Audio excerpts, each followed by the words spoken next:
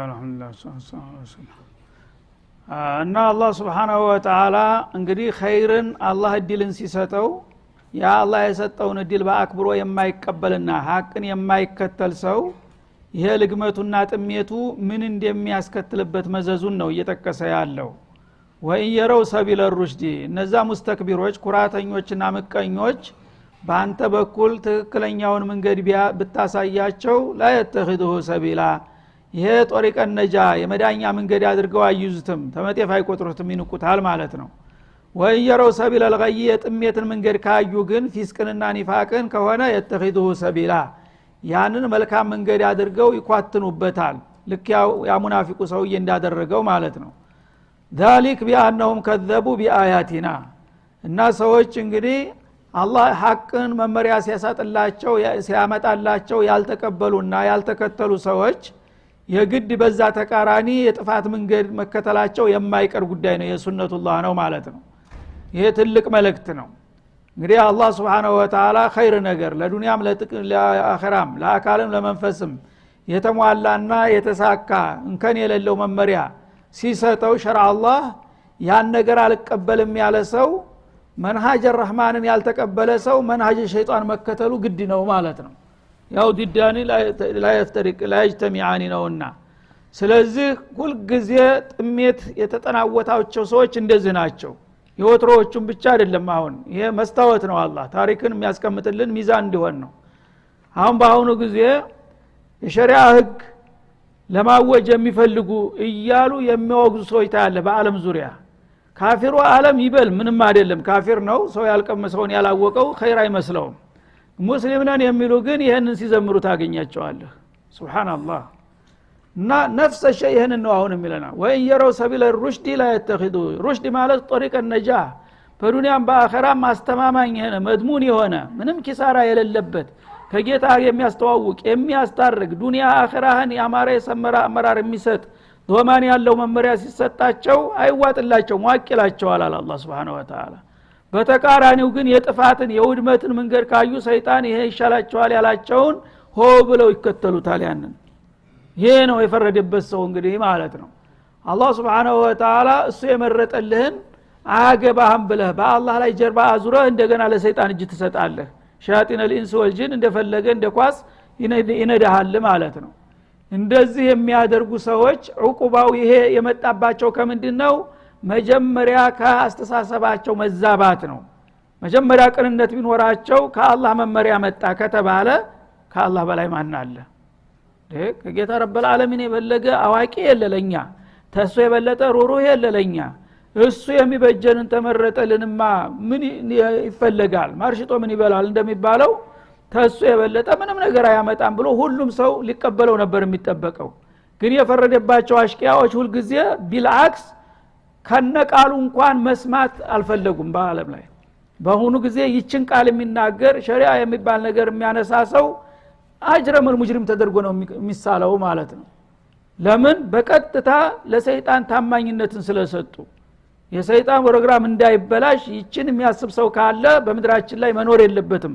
ተብሎ የተለያየ ስም እየተሰጠበት ይወገዛል ማለት ነው በተገላቢጦሽ ሙሉ በሙሉ ማለት ነው መወገዝ የሚገባቸው እነሱ ነበሩ የሰይጣን ሎሌዎች ግን እነሱ ተባበሩና መድረኩን ተቆጣጣሩትና በተቃራኒው ኸይር እንዳይናገር በመድር ላይ እየተባለ ነው በቃል ደረጃ እንኳን እንዳይታሰብ ማለት ነው እርሱት እየተባለ ነው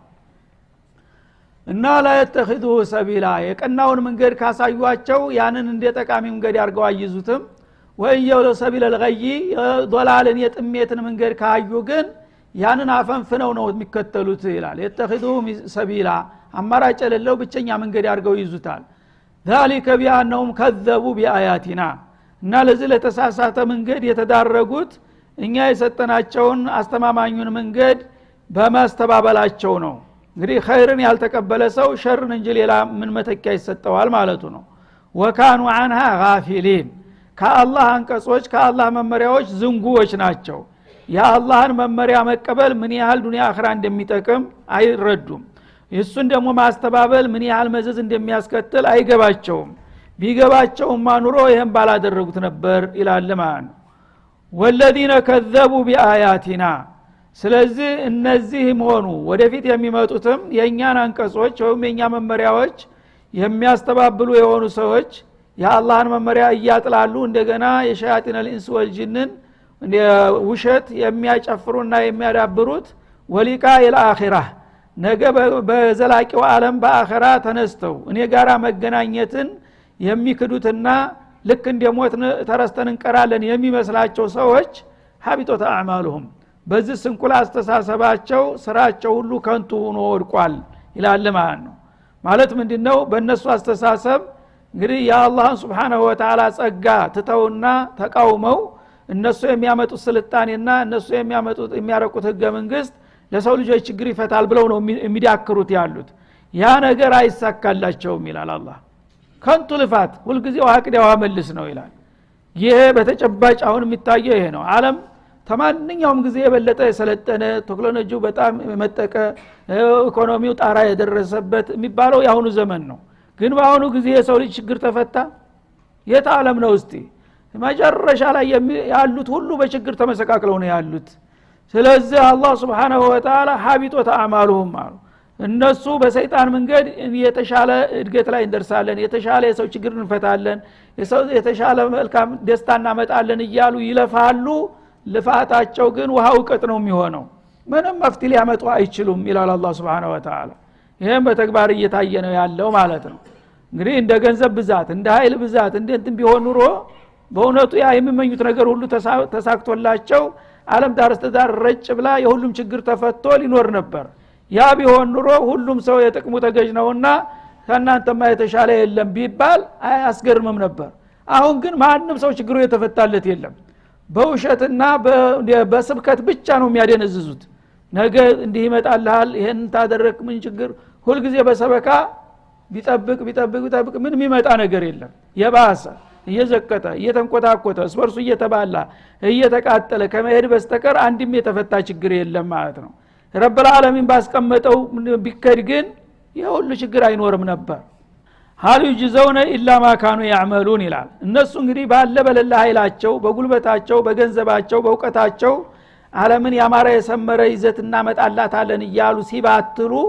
አላህ ግን የሰሩት ነገር ሁሉ እንደገና እየፈረሰባቸው እንዲሄድ የሚያደርገው ለምንድነው ትላለህ ሀሉ ይجزون الا ما كانوا يعملون እነሱ አፍራሾች ናቸው ገንቢዎች አይደሉም ስለዚህ እነዚህ አፍራሾች በእኔን መንገድ ጥለው የሰይጣንን ፕሮግራም ሊያስቀድሙ ሲሞክሩ እንዴት አሳካላቸዋለሁ ይላል የሚሰሩትን ስራ ደባ እንጂ ሌላ ሊመነዱ ይገባቸዋል ነን እነሱ ያሰቡትና የተመኙትማ ቢሳካላቸው ወይም በእነሱ ተቸነፍኩ ማለት ነው ወይም ደግሞ የኛ ይሻላል የሚለውን ከንቱ አስተሳሰባቸውን ደገፍኩት ማለት ነው ይሄ ሊሆን አይችልም እነሱ በማፍረስ ነው የተሰለፉት እኔም ደግሞ የነሱን አፈርስባቸዋለሁ አይሳካላቸውም ስለዚህ ከሁለት ያጣናቸው ማለት ነው በአላህ መንገድ ቢሄዱ ኑሮ እዲያቸው ሊያልቅ ነበር የነሱ መንገድ ደግሞ አያስሄድም ተሙከራና ከምኞት በስተቀር በዱንያም ሁሉ ጊዜ በመስቀቀል በችግር እየዳከሩ ይኖራሉ አኺራ ደግሞ ጀሃነም ይጠብቃቸዋል ለምን እንዲሆኑ ታልከኝ ሀሉ ይجزون الا ما كانوا يعملون የሚሰሩትን ግፍና ደባ እንጂ ሌላ ሊመነዱ ይገባል ላጥፊዎች ጥፋት እንጂ ሌላ ምን ይገባቸዋል ይላል አላህ Subhanahu Wa Ta'ala واتخذ قوم موسى من بعده من حليهم عجلا جسدا له خوار ስለዚህ ነብዩላህ ሙሳ በሲና በረሃ ጌታቸውን በማናገር ላይ ያሉ ያ መልቲ ሰው የሙናፊቅ የሚገርመው ደግሞ ስሙ ሙሳ ነበረ ሙሳ የኛው ሙሳ ነብዩ ሙሳ ሙናፊቁ ሙሳ ሳሚሪ የሚባለው ለቀቡ ነው ተንኮለኛ ነገር ስለነበረ ቅጥል ስም ነው ሳሚሪ ዋና ስሙ ሙሳ ነበረ فموسى الذي رباه جبريل كافر وموسى الذي رباه فرعون مرسل الى سبحان الله ያ ሙሳን ያሳደጋቸው ፍራውን ነው ፍራውን እንግዲህ ጧቁት الارض ነው እሱ ያሳደጋቸው ነብዩ ሙርሰል ከሊሙላህ ሆኖ የአላህ ህክማ እሱን ደግሞ ያሳደገው የዲቃላ ልጅ ነው እናቱ ወልዳ ሻሪዕ ላይ ጣለችው ስትጥለው አላህ ለህክማው ሱብሃንአላህ እዛ ወይ ሙቶ ቢቀር ይሻል ነበር እዛ ላይ ህክማው መንገር ላይ የተንከባለለ ያላፊ ሰው ያየ ምን ጉድ ነው እያለ ሲያልፍ ጅብሪል ነው አንጥቶ አንከባክቦ ለአንድ አሳዳጊ ሰው የሰጠው ይባላል ስለዚህ በጅብሪል ሊጋፍና አንከባካቢ ያደገው ሰውዬ እና ሙሳን የሚቃወም ሙሽሪክ ካፊር ሆነ ይህ አይነት እንግዲህ ሸቃ ይመጣል ማለት ነው ሰው የትልቅ ሰው ልጅ ስለሆነ ጥሩ አስተዳደግ ሰላሳ አላህ ሂዳያ ካልሰጠ ምንም ማድረግ አትችልም በተቃራኒ ሙሳ ኢብኑ ኢምራን ነብይ ሙርሰል ያኛው ሙሳ ኢብኑ ዞፈር ነው መሰል የሚባለው እንደዚህ ሆኖ በዚህ ሁኔታ እንግዲህ እነሱን ለመገልበጥ ባደረገው ሙከራ እሱ አኺራ ዱንያውን ከስሮ ሊወድቅ ነው ማለት ነው ተخذቀው ሙሳ من بعده من حليهم የሙሳ ሰዎች በዚህ መልቲ አስተባባሪያቸው እሱ ዘወር ሲልላቸው ከገዛ ጌጣጌጣቸው ወይፈን ምስል የተሰራ አውልት ወይም የጣዖት ጌታ አድርገው ያዙ ይላል ጀሰድ እና ያ የተሰራላቸው ነገር ጉዑዝ ነገር ነው አካል ነገር አለው በወይፈን ምስል እንጂ ህይወት ያለው የሚንቀሳቀስ ነገር አይደለም ማለት ነው ለው ኹዋር ለፊትና ግን የሆነ ድምጽ ያሰማል ልክ በሬሳ ጓራ የሚያሰማውን አይነት ድምጽ የሚያሰማ ነገር ነበረ ማለት ነው ይህንን በሚላቸው ጊዜ እሱ ድምጹን እንግዲህ ንፋስ ገባበት በሚልበት ጊዜ ይሄውላችሁ ጌታችሁ ተደስቶ እየባረካችሁ ነው እያለ ማስተባበርና ማስጨፈር ጀመረ ማለት ነው ይህንን ነገር እንዴት ተቀበሉት ብሎ ነው አሁን አላህ የሚተቻቸው አለም የረው አንሁ ላ ይከልሙሁም እሱ እንደሚለው እንግዲህ ጌታ ሆኖ ይሄ ነገር በጋድ በህዝብ መካከል ከተከሰተ መጀመሪያ መታየት ነበረ የማይፈቀደውና የማይቻለው መታየት ከተቻለ መናገር እንዴት አቃተው ይላል አላህ Subhanahu Wa Ta'ala ጌታችን ይኸው በይፋ ተገልጧል ብለሃል በል እንግዲህ እኛን የሚባርከንም ከሆነ የሚረግመንም ከሆነ እስቲ ስሜቱን ይግለጥ መግለጫ ስጥ ብለህ ለምን አናግርልን ለምን አይሉትም ነበር ይላል ይሄን ቢሉ እኮ ይዛው ይፈضح ነበር ጌታ እንግዲህ ማየት ነው በታሪክ ላይ ጌታን አይቻለሁ የሚል የለም ከዛም በፊት አሁን ግን እኛ የመጀመሪያ ዲለኞች ሆነን ጌታችንን አየን አይደለም ስለዚህ ይናገር ሙሳም የት እንደሄደ ለምን እንደሄደ እኛም ያደረግነው ነገር ጥሩ እንደሆነ እንዳላደለ እስቲ ራሱ መግለጫ ይስጥ ብለው ለምን አይጠይቁትም ነበር ይላል አነው ላ ይከልሙሁም እሱ ግን አላናገራቸውም ጌታ ነው ተብሏል ማከላቸው ተጎዝሯል ግን ማናገር አይችልም ወላ የዲም ሰቢላ የሚሄዱበትን ማቅጣጫ አይመራቸውም ጥሩ ይዛቸዋል በዚሁ ቀጥሉ አላለም ወይም ተሳስታቸዋል አላለም ወይም ሙሳ ዝቦታ ነው ያለው ወይ ሙቷል ብሎ አንድ ነገር መናገር ነበረበት አይደል ግዚያውን ዜና ይሄንን አለመናገሩ ራሱ ውሸት መሆኑን ለምን አይገባቸውም ይላል እተኸዙሁ እንደው በጭፍኑ ብቻ ጌታ ነው ተባሉ ጌታ ነው ብለው ያዙታል አላህ Subhanahu Wa Ta'ala ወካኑ ዛሊሚን በዚህም አድራጎታቸው በጭፍና ጉዟቸው ግፈኞች ሆኑ ራሳቸውን በደሉ እነሱ እንግዲህ ለብዙ አመታት ሲታገሉበት የቆየውን ተውሂድ አፈርደም አብልተው እንደገና ለሽርክ ተጋለጡ በዛ ተንኮለኛ ሰው አማካይነት በማለት ይተቻቸዋል ከዛው ሙሳ መርዶ ተነገራቸው በጣም በንዴት ሳት ለብሰው ሳት ጎርሰው መጡ በሚመጡ ጊዜ ገና መጣጣቸውን ሲያዩ መደንገጥ ጀመሩ ሰዎቹ ማለት ነው ወለማ ሱቂጦ ፊ አይዲህም ሙሳ መጥቶ የተቃውሞና የቅሬታ ፊቱን በሚያሳያቸው ጊዜ በቃ ተሳስተናል ማለት ገባቸው ማለት ነው አለል ባጢል እንደዚህ ነው ንቁ ሰው ሲመጣ ይደነግጣል እና ሱቂጦ ፊ አይዲህም ማለት ነዲሙ አላማ ፈአሉ ማለት ነው በሰሩት ስራ እንደተሳሳቱ አወቁና ጸጸት ላይ ወደቁ ማለት ነው አንድ ሰው ጸጸትና አሳፋሪ ነገር ላይ ሲያጋጥመው እንደዚህ ነው የሚለው ጉንጮን በእጁ ላይ እንትን ይለን ትራስ ያረጋል እጁን ማለት ነው እንደ ይላል አበቃ የሰውዬ ተሸነፈ ማለትን ያመለክታል ማለት ነው እና ይሄ እንደመሰለ እንደምሳሌ ይወሰዳል ሱቂጦ ፊ አይዲ ይባላል አንድ ሰው ነደመ ሲባል እጁ ላይ ወደቀ ማለት በቃ እጅ ሰጠተ ተልፈሰፈሰ ማለት ነው እና ሰውየው ገና ሳይናገሩ ሙሳ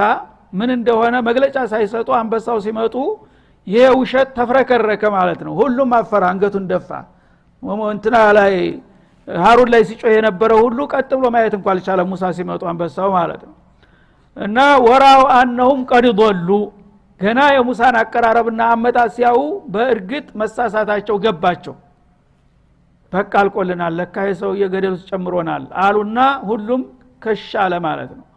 ቃሉ ለኢለም ይርሐምና ረቡና ጥፋታቸውን ተረዱና ጌታችን ባያዝንልን ወይغفر لنا ምህረቱን ባያድለን ለነኩነና ሚነል ኻሲሪን እኛ ከጠፊዎች መሆናችን ነው በቃ ገባን ተሳስተናል ሙሳ ጌታ ለምንልን ማለት ጀመሩ ማለት ነው ደግነቱ ያው ተውባ አላህ ወፈቃቸው እና በቀላሉ ሳይሆን ያው አልበቀራ ላይ አልፏል መጀመሪያ አላህ Subhanahu Wa Ta'ala ሽሩጥ አድርጎባቸዋል ተውባ የሚያረጉ ከሆነ እቀበላቸዋለሁኝ ግን ሽሩጥ ሚን ሽሩጥ التوبه አን يقتل بعضهم بعضا ብሏል እና አሁን ተሳስተዋል ሽርክ ላይ ተዘፍቀዋል በመላሳቸው ብቻ አስተግፍሩላህ በማለት አንለቃቸው ስለዚህ ነፍሳቸውን ያረከሷትን ነፍሳቸውን ማጽዳት አለባቸው እሱም ማጽዳት የሚቻለው በደማቸው ነው ማታጠብ ያለባቸው ይሰየፉ ብሎ አላህ መመሪያ ሰጠ ማለት ነው እና ሰልፍ ያዙና ልክ እንደ ሶላት በመደዳ ተቀመጡና እነዛ በጣዖት አምልኮቱ ላይ ያልተሳተፉት ጥቂት ግለሰቦች እነሱና ስለታማ ሰይፍ ሰጣቸውና አጭዷቸው ዳርስተዳር እና ያንን ሲያደርግ አንድ ሰው ትንሽ ተተንቀሳቀሰ በቃ ተውባው ተቀባይነት የለውም አንገቱን ሰጥቶ ዝም ካለ እስከሚታረር ድረስ እዛ ጊዜ ቀበለዋለሁ አለ አላህ Subhanahu Wa Ta'ala የዛ ጊዜ እንግዲህ ነገሩ ጅድ መሆኑ ገባቸውና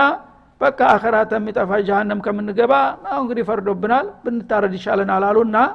ተስማሙ በቃ ተቀበለናል አሉና ሶፍ ያዙ በመደዳው እንደዚህ እነዛ ሰያፎቹ ሰይፋቸውን ይዘው ተዳር እንደ አጨዳ እዚህ ተነስቶ እዛ ድረስ ይሄዳል እና የተወሰነውን አጨዱት ከዛ በኋላ ሙሳና ሃሩን መሬት ላይ ተደፍተው ማልቀስ ጀመሩ እኛ አንዳይሉት እንዲ ነብይ የላከው ህዝብን ለማስፈጀት ነው እንዴ እነሰዎቹ ተሳሳቱ ሰው ናቸው እኛ ምኑን ፈየርን ለዚህ ህዝብ መምጣታችን ታዳ እና የጥላት መሳቂያ መሆን እና ይበቃናል ይሄው ሰዎቹ እንግዲህ እጅ ሰጥተዋል መሳሳታቸውን ተቀብለዋል በሚሉ ጊዜ በቃ አቁም አለ በመሐከል ማለት ነው የታታውን የተሰየፉት እንደ ሸሂድ ይቆጠሩላቸዋል ወንጀላቸው ያው በደማቸው ታጥቧል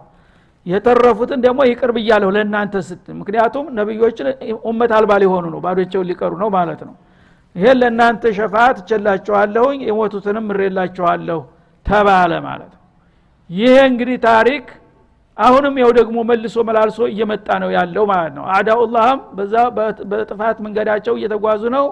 አውሊያ አላህ ደግሞ እንደዛ ብቃትም ባይኖራቸው ያው እየተወቀጡ ነው ያሉት ማለት ነው ወለማ ሱቂጦ ፊ አይዲህም እነዚህ ወንጀለኞችና የጣዖት አጃቢዎች በሰሩት ስራ ስተት ላይ መውደቃቸውን ሲያውቁና ሲነድሙ ራው አንሁም ቀድ ضሉ እንደተሳሳቱና ገደል እንደገቡ አወቁ ተረዱ አሁን ያነ ቃሉ ለኢለም ይርሐምና ረቡና ጌታችን ታላዘነና ወይغفر لنا ምህረቱን ካልቸረን ለነኩነና من الخاسرين ተከሳሪዎች መሆናችን ነው በማለት ራሳቸውን በራሳቸው ወቀሱ ማለት ነው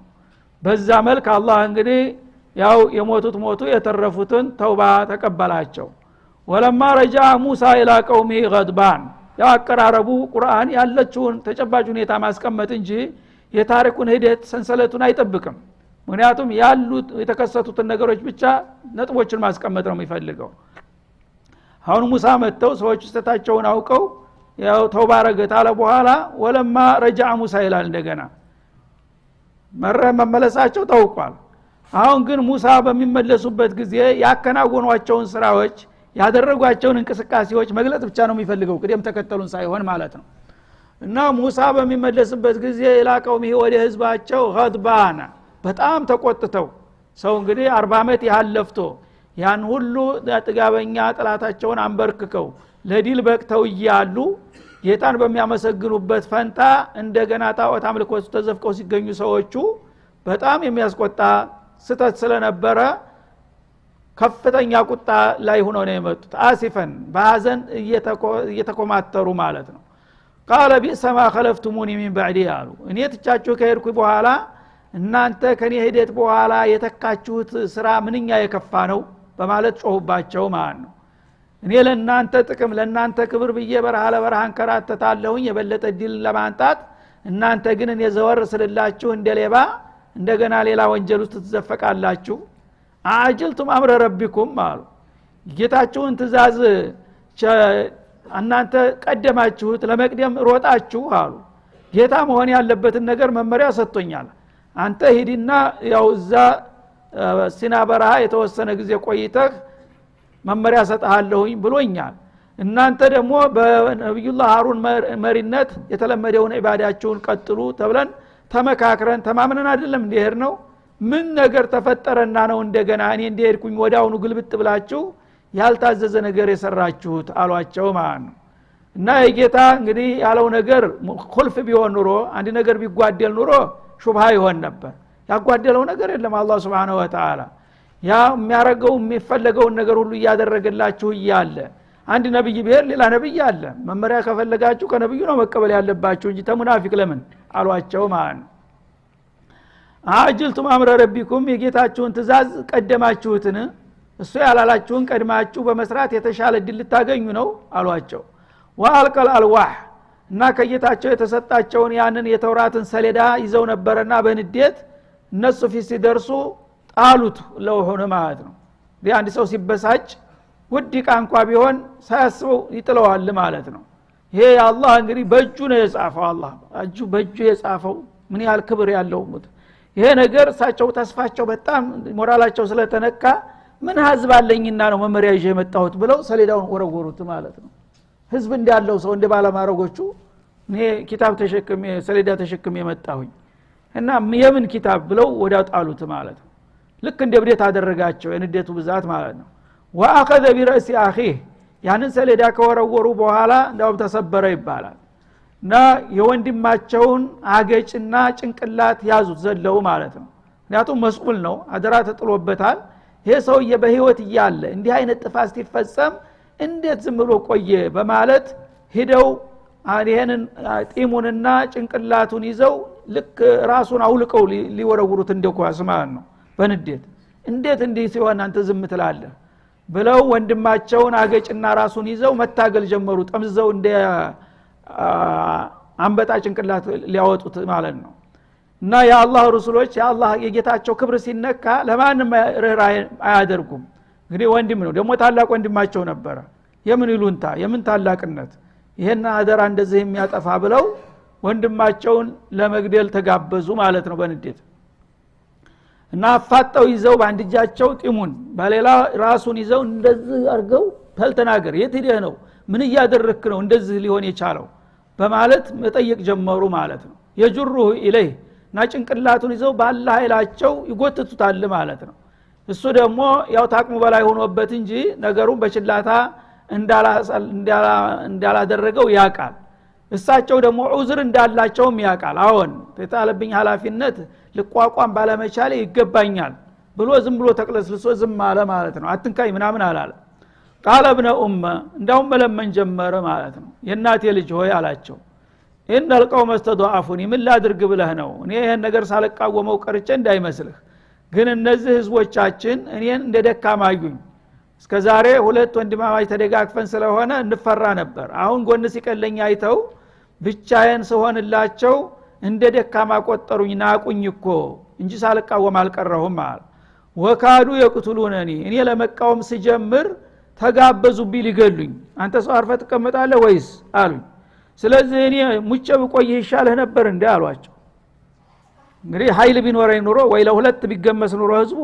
ግማሹን ይዞ መዋጋት ይቻል ነበር ግን የተወሰኑ ግለሰቦች ብቻ ናቸው የቀሩት አብዛኛው ግን ሆ ብሎ ስንት ሺህ ህዝብ ሄዷል ወደዛ አሁን እኛ ሁለት ፍሬ ሆነን ይሄን ነገር እንጋፈጠዋለን ብንል ማለቅ ነው ያለን እድል ይሄ ደግሞ ህክማ መስሎ አልታየኝም አሉ እነዚህ ጥቂት ሰዎች ይሄን ሁሉ ህዝብ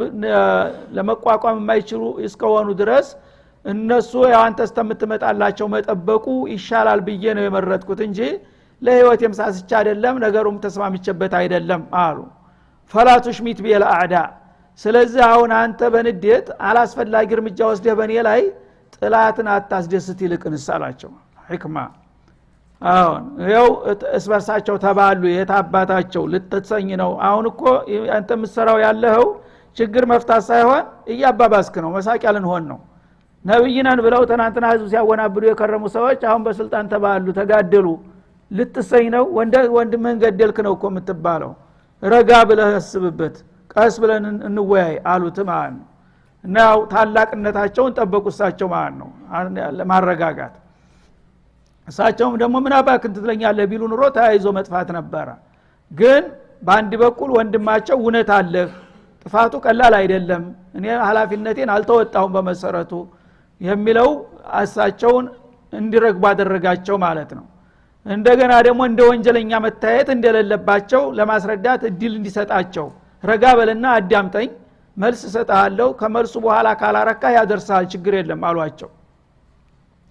ወካዱ የቅቱሉነን እነሱ ሊገሉኝ ተቃርበዋል ማስጠንቀቂያ ብቻ ሳይሆን ተቃተውባቸዋል እሳቸው ጦር መሳሪያ ተመዞባቸዋል ፈላቱሽ ሚት ቢል አዕዳ አሁን እኔን ጭንቅላቴን ይዘህ በመጎተት የጥላት መደሰቻ መሆን የለብህም ጥላቶቻችን የበለጠ ይደሰታሉ እንደህማ ካደረክ አሏቸው ወላ ተጃልኒ ማል ቀውሚ ዛሊሚን እነዚህ ግፈኞችና በደለኞች ህዝቦች ጋራ ደግሞ አትቀላቅለኝ እኔን የጣዖት አምልኮት እንደደገፍኩኝና እንደተባበርኩ አድርገህ ማየት የለብህም ይሄን ነገር አቅም ቢኖረኝ ኑሮ ታንተ ባላነሰ መልክ ተቃውሜዋለሁኝ ግን አቅም የለኝምና ምን ማድረግ ይችላልሁኝ እንጂ ነገሩ እንደዚህ በችላታ ያሳለፍኩት ነገር አይደለም አሏቸው ማለት ነው እና አሳመኗቸው ያነ አውዙ ቢላሂ ሚነሽ ሸይጣን ረጂም አሉና ደሞ እኔ ለካ ሌላ ወንጀል ውስጥ ልገባ ነበር የአላህ ነብይ ገድሌ ደግሞ የባስ እውነትም ወንድሜ እንዳው ደግ የረጋ ሰው ሆኖ ነው እንጂ እሱም እንደኔ ቢያብድ ኑሮ እኮ ተላልቀን ነበር አሉና ደነገጡ ለቀቁት ማለት ነው ቃለ ረቢ اغفر لي አሉ ጌታ ይቅር በለኝ አሁን ደግሞ እኔ ሌላ አስተሰራሁኝ ማለታቸው ነው እና ነብይን የሚያል ነገር እንዴት አድርገህ የሙሽሪኮች ተባባሪ ነብይ ኢትሃም ማድረጉ ራሱ ወንጀል ነው ከዛም አልፎ ደግሞ አንገቱን ይዞ መቆልመም ከባድ ወንጀል ነው እኔ ራሴ ተሳስቻለሁኝ ስታርማለሁ ብዬ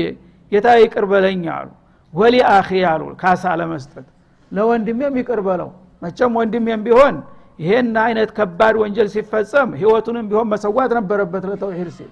እሱም ቢሆን ምንም ዑዝር አለይ ቢልም ጥፋት አለበት በመሰረቱ እሱንም እኔንም ማረን ለማንኛውም ወአድኺልና ፊ ረህመቲክ እና በርህራሄ ውስጥ አስገባን ወአንተ አርሐሙር ራሂሚን አንተ ከአዛኞች ሁሉ የበለጥክ ሩህሩህ ጌታ ነህና በማለት ለራሳቸውና ለወንድማቸው ምህረት ጠየቁ በዛ መልክ ነገሩ ተረጋጋ ያ መልቲ ሰውዬ ችግሩን የፈጠረው ሰውዬ ደግሞ እዚህ ላይ ምን እንደሆነ አላነሳውም ሌላ ሱራ ላይ ግን ያነሳዋል ወደፊት በሚመጣበት ጊዜ እንመለከታለን እሱ ምን እንደሆነ ዝሮ ዝሮ የዋናው ወንጀለኛ ሙሳ ኢብኑ ዘፈር የሚባለው ነው እሱ አጋውን አግኝቷል ስለዚህ አላህ Subhanahu Wa Ta'ala እነዚህ ሁሉ ታሪኮች በዚህ መልክ የሚነግረው የሰው ልጆች በተፈጥሯቸው ደካማዎች ናቸው በነብይ ደረጃ እንኳን ቢሆን ብዙ ታውረድ ያጋጥማል ብዙ ስተት ይፈጸማል በሷሃባም ደረጃ ቢሆን ግን ያ ስተት በሚፈጸም ጊዜ ደግሞ ረጋ ብሎ ማሰብና ችግሮችን ማስተካከል እንጂ